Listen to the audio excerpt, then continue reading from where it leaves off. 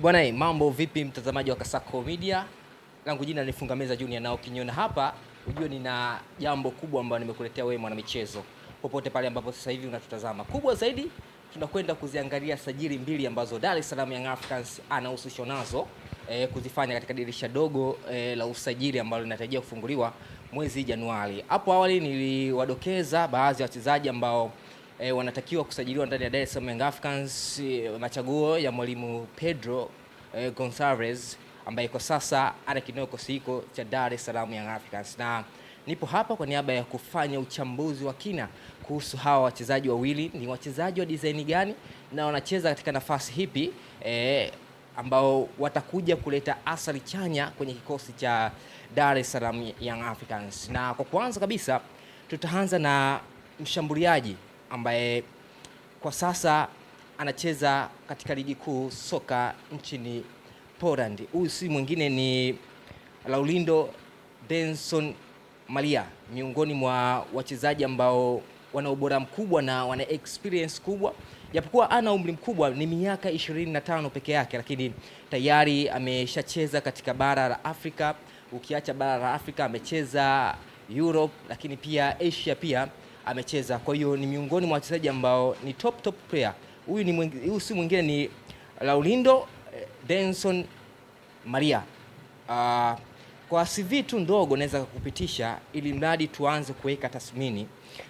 Ni mchezaji ambaye amecheza katika kikosi cha Pato Athletic de Rwanda ya pale nchini Angola. Ikumbukwe miongoni mwa timu kubwa kabisa ambazo zinashiriki ligi kuu soka nchini Angola, bawezi kuiacha Pato Athletic de Rwanda, miongoni mwa timu dume kweli kweli, na siku chache zilizopita ilicheza hapa na Simba Sports katika uwanja wa Benjamin Mkapa, na Simba alikubali kufungwa goli moja kwa bila. Kwa hiyo utagundua kwamba ni timu ya uzani wa juu. Huyu ni mshambuliaji wa kati, na ukiangalia sasa hivi kwenye kikosi cha Dar es Salaam Young Africans, miongoni mwa sehemu ambazo zimeonekana kuwa na changamoto ni eneo la ushambuliaji, eneo ambalo kimsingi sasa hivi lipo chini ya Prince Mpumelelo Dube pamoja na Ande Boyeli Tembo. Sasa mwalimu Pedro Gonçalves ameona kwamba kuna haja sasa ya kuongeza nguvu katika hilo eneo ili mradi kufika katika nchi ya ahadi. Na ikumbukwe ya kwamba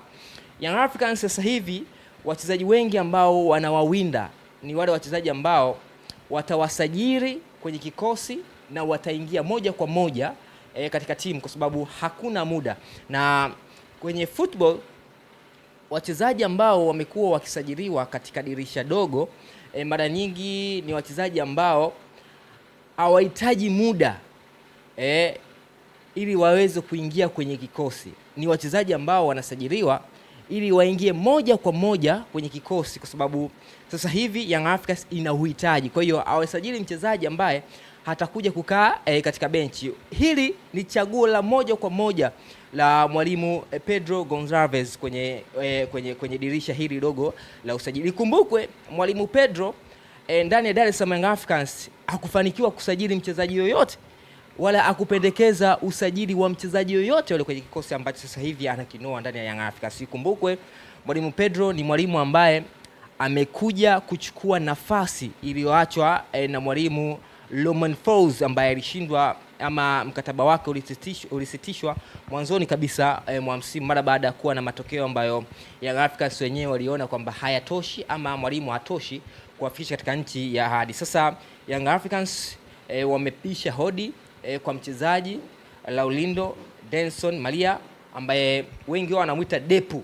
Yes, ni mchezaji taifa la Angola na ana ubora mkubwa, uwezo wake mkubwa wa kukimbia katika nafasi, uwezo wake mkubwa wa kufanya link up kati yake yeye na viungo wake washambuliaji. Ni mchezaji ambaye anaweza kukupa vitu vingi katika kiwanja.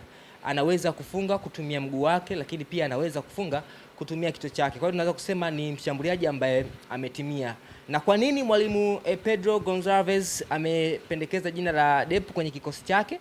Ni mchezaji ambaye binafsi anamfahamu, kwa sababu kumbukwe Pedro amehudumu sana pale nchini Angola kama mwalimu wa timu ya taifa ya Angola. Na ukiangalia huyu Depu ni miongoni mwa wachezaji ambao wamekuwa na ubora mkubwa na wamecheza ama wanacheza katika timu ya taifa ya Angola. Chini ya mwalimu Pedro, huyu Depu alifanikiwa kufunga goli 15 katika michezo 18. Kwa hiyo ukijaribu kuangalia utaona ni standard ya mchezaji ambaye anaweza akaja kuongeza kitu katika safu ya ushambuliaji ambaye kwa sasa ipo chini ya Prince Mpumelelo Dube pamoja na Andre Boye Tembo, ambao kwa msingi mpaka sasa hivi tunaweza kusema kwamba bado kuna kitu ambacho mwalimu Pedro anatamani kukiona kutoka kwao hakijaonekana. Kwa hiyo ni usajili ambao Young Africans sasa hivi wanajaribu kupambana nao kuhakikisha wanamuongeza moja kwa moja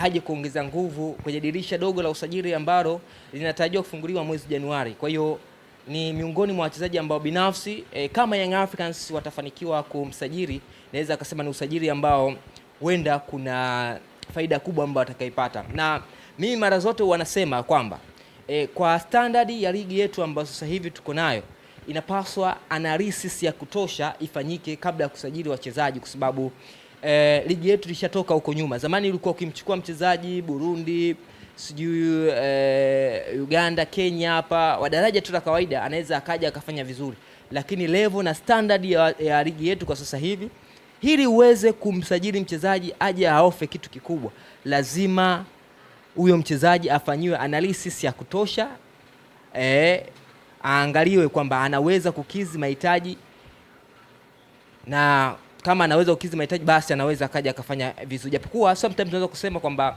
usajili ni gambling, kwa maana kuna nyakati unaweza ukapata, kuna nyakati unaweza kukosa, lakini kama utafanya analysis ya kutosha, ni dhahiri shairi unaweza ukapata mchezaji mzuri mwenye ubora mkubwa. Lakini tukiacha usajili huo wa Laulindo Denson Maria, tunakwenda kwenye usajili mwingine mkubwa ambao Young Africans wanataka kufanya kwenye dirisha dogo hili la usajili. Ni usajili ambao unamuhusu kiungo mshambuliaji winga wa kushoto ambaye anatambulika kwa jina Lomelik Amos, miongoni mwa wachezaji ambao wana ubora mkubwa, wanacheza katika kikosi sasa hivi cha ASEC Mimosas kutoka kule nchini Ivory Coast. Ikumbukwe Young Africans wamekuwa na mahusiano mazuri sana na kikosi cha ASEC Mimosas, kwa sababu tumeshuhudia nyota wengi ambao wamekuja ndani ya Young Africans wakafanya vizuri, wametoka ndani ya ASEC Mimosas. Ikumbukwe alifungua njia Stefan Aziziki,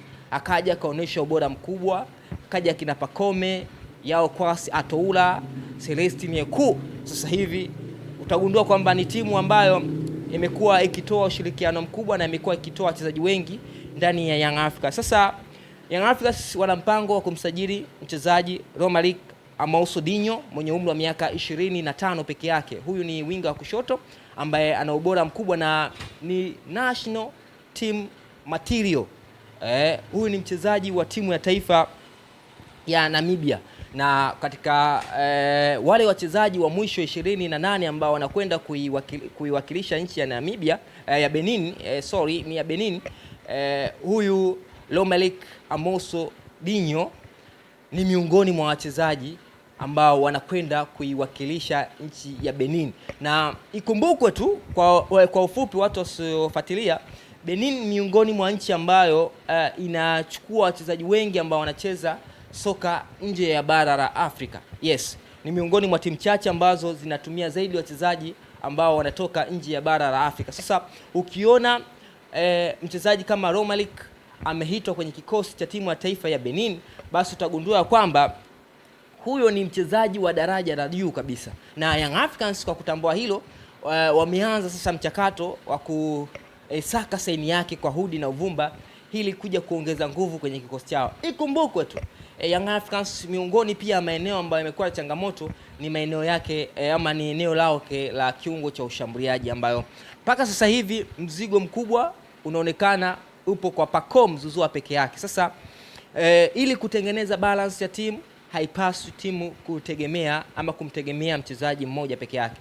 Inapaswa timu iwe na wachezaji wengi wenye ubora mkubwa. Sasa Young Africans chini ya mwalimu Pedro Gonçalves amependekeza jina la kumsajili Lomelik Amauso Dinho, ni miongoni mwa wachezaji ambao wana ubora mkubwa sana. Mimi binafsi na muhusudu, ni mchezaji ambaye anaweza kutumia miguu yote, kwa maana kushoto na kulia. Ana uwezo kupiga mipira mirefu, mipira mifupi, lakini pia ni finisher mzuri, ana ubora mkubwa kwenye kumalizia nafasi. Sasa tukiangalia kiuhalisia kwenye kikosi cha Young Africans, eneo la pembeni ukiacha Pacome Zouzoua, wachezaji wote ambao wamekuwa wakicheza katika eneo hilo bado hawakizi standard na ubora ambao mwalimu Pedro Gonçalves yuko nao. So Young Africans wana mpango wa kumuongeza Romerick Amosu Dinho ambaye atakuja kuongeza nguvu katika hilo eneo. Ikumbukwe pia Young Africans wana mtu kama Celestine Eku ambaye kwa sasa ameonekana kiwango chake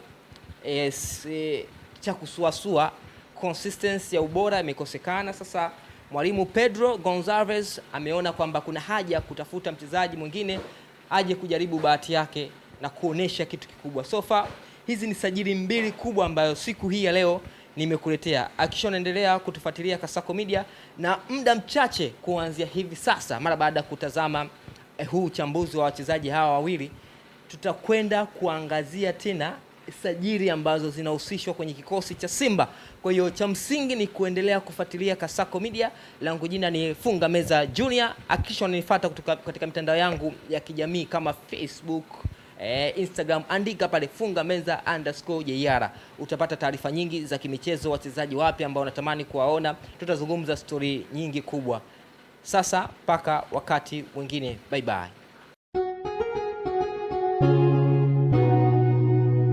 Kasako Media, tunaangazia maisha, tunaandika kesho.